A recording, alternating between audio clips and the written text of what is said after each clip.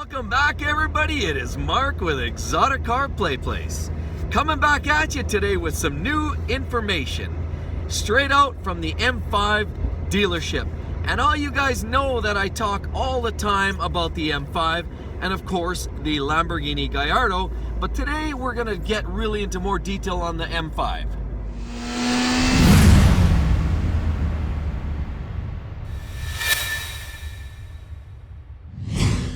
So, for a long time I've talked about, some of the repair costs associated with owning a BMW E60 M5. We all know that it's a very expensive car to own for various reasons, because of the rod bearing problems and the Vanos systems, the differential potential issues there. The SMG transmission has issues potentially at times.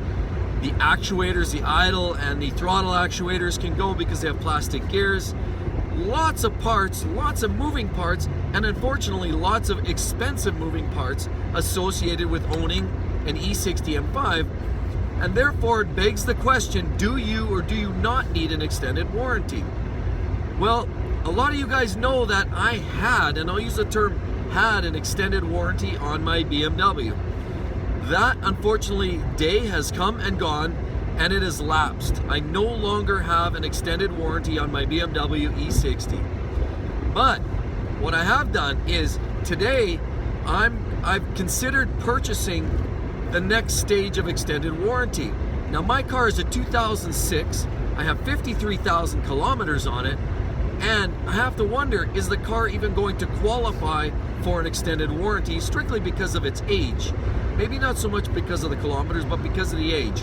So I'm going to phone the two BMW dealerships today, and I'm going to share that conversation with you, and you can be part of this and understand not only will they insure my E60 M5, but also how much will that cost, what's the end result going to be, and what are the terms and the conditions around that. I'm going to share that with you guys today, so stick around and let's find out. Who have the pleasure of speaking with today? It's Mark. Hi Mark, how can I help you? Hey, I'm looking for somebody who might be able to answer some questions about warranty. Were you looking for extended warranty, sir? Yeah, on even a slightly older vehicle. I understand that sometimes you guys will do things like that.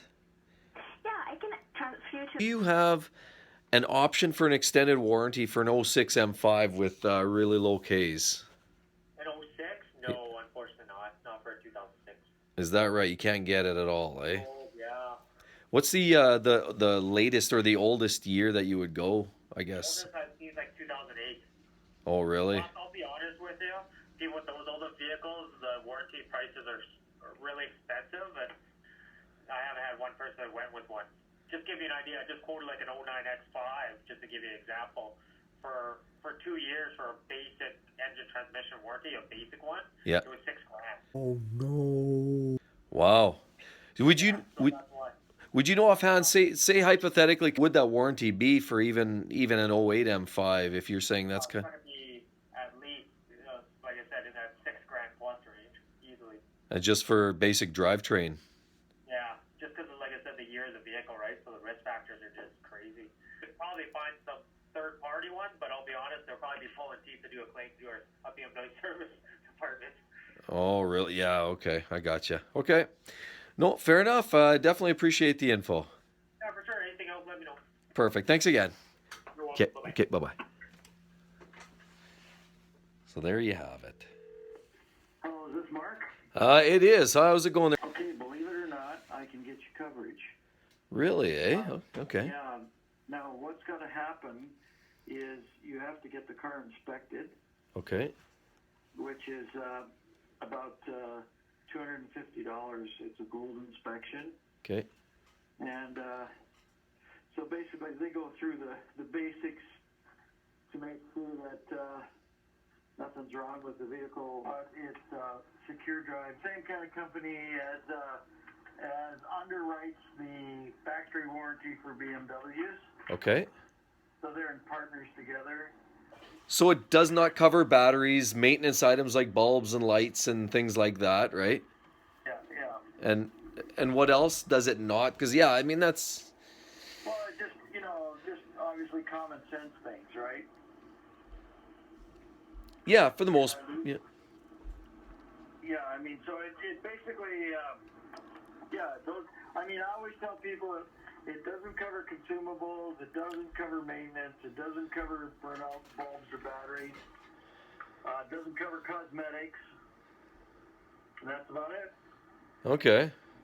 Everything else is taken care of. Good. So, you know, provided you don't have any non-BMW product in your vehicle, like if you've added something or whatever, that may cause a problem. But if it's just everything is BMW, then you're okay. Yeah, the car is pretty much bone stock, so. Okay, wait. These prices I'm quoting you now is $100 deductible. Okay. Which means to say that it would be less money with the 250, and I would say probably, I'm going to guess it's going to be at least $2,000 or more dollars less, depending on where we are on the scale of what you want. Does that make, you know what I'm saying? Yeah, for sure. Okay. Yeah. So, for example, now you have one of the most expensive, an M series is one of the most expensive cars to repair. Yeah. So, that's the other thing that you got to keep in mind when you're looking at extended warranty, right? Yeah. There are some extended warranty companies that won't even cover an M series because of the cost of repair. Yeah. But anyway, another story, another time. Yeah. Okay, so would you want to, do 4 more years on your vehicle? Yeah, let's just say we tack 4 years. That's probably a good starting point, because I'd expect to keep the car for a while yet. So. And how many more kilometers? We don't use it much. You know, I would say maximum 5,000 a year. Because it's mostly just, you know, weekend drives here and there, the odd time to work, but not a lot. So you're asking 20,000 more kilometers? Yeah, thereabouts, yeah. So that would be a total of 73,000 kilometers that you would have in your vehicle at the end of 4 more years. I would say about there, based on the trend thus far, yeah. Okay. So with a $100 deductible, you're looking at $6,195 plus GST. 6,100, okay. Yeah. Right on. Now, on your message, you mentioned something about as well, another 90,000 kilometers. Is that some other kind of an option? Like, does it go up from there? I'm assuming it does. I mean, I can give you 20 more thousand, 30 more thousand, 40 more thousand, right up to 90 more thousand. Okay, let's go best case. How about 90? I just want to kind of feel that out where the sweet spot is, eh? Okay, 90,000 more kilometers, which would give you a total of 143,000 kilometers on your vehicle. At the end of 4 years, would be 9191 plus GST. Okay. Another 10 grand, yeah, okay. Now, it would probably go down to 7,000 or maybe even into the 6,000 bracket with the 250,000 deductible, but I'd have to rerun that when I got back to my office again. But yeah, so you're looking at probably, we'll say 7,000 at least. You're probably looking at for 90,000 4 years. Okay. Not an inexpensive proposition, but yeah, you're right. Like, it's not a cheap car, so. No. Yeah. Okay. And I said, isn't it funny? Would you buy a brand new car without a factory warranty on it? Yeah. Yeah, no kidding. And I've never found anybody that said, sure I would. Right? Like, no, I want a warranty on it. Exactly. So why wouldn't you continue to want a warranty on your vehicle? Like, I just don't understand that. I really don't. Yeah. Well, now that we got that piece of information, everybody, I hope that really helps you in deciding, do you think you need that extended warranty? I would say when you consider an engine for an E60 M5 can cost you in the neighborhood of $25,000 to $30,000 Canadian to replace if you had an engine failure. Hey, there's rod bearing potential problems there, we know that. Or some of the other issues, we know those idle actuators, to do a pair of them at the dealer is going to be about $200 to $2,500. So, you know, that in itself, a set of idle actuators or throttle actuators themselves would go a long ways to being covered by your extended warranty. So it starts to paint the picture and becomes a little more clear for you now, doesn't it? So unless you want to do the work yourself, this might be a good option. Again, that's great for those guys that want to tackle it themselves. They want to dive in and be able to wrench a lot of that themselves. That's always an option.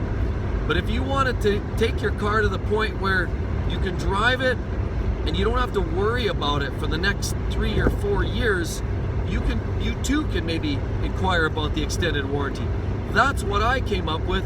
Those are the numbers, and that does shed some light on the whole thing for me. So everybody, I really hope you enjoyed this video. I hope you got something from it. If that gives you some information, that's great. You know what, or if it at the very least helps you maybe think about, do I need that extended warranty? Maybe I should invest in that. Well, let me tell you, it's maybe not a bad investment from a, you know, an ease of mind perspective. If you think that you might have a breakdown, I know for me, in my case, for example, I have 53,000 kilometers. We already know that rod bearings are potentially going to need to be done at, you know, 70, 80, 90,000 kilometers. We know that. That's almost a given with almost every track record, every car just about that gets torn down. That is the range at which you will need to do rod bearings. So maybe I need to look at that. That'll cover my rod bearing repair, possibly. Now, we always know, you know, warranty companies will always do their part to try to fight it off and try to turn you away. They're not going to do a preventative bearing change for you. Unfortunately, they're going to wait until there's a catastrophic failure, at which point that's when they're going to do their bearings. So sadly enough, you can't do it on a preventative basis. However, what you can do is ensure that you're getting your butt covered with anything that goes catastrophically. So anyway, everyone, I hope you enjoyed the video. You make sure you give me a thumbs up, like, comment. Don't forget to share a comment at the bottom. What are your thoughts on extended warranties? That's kind of my take on it.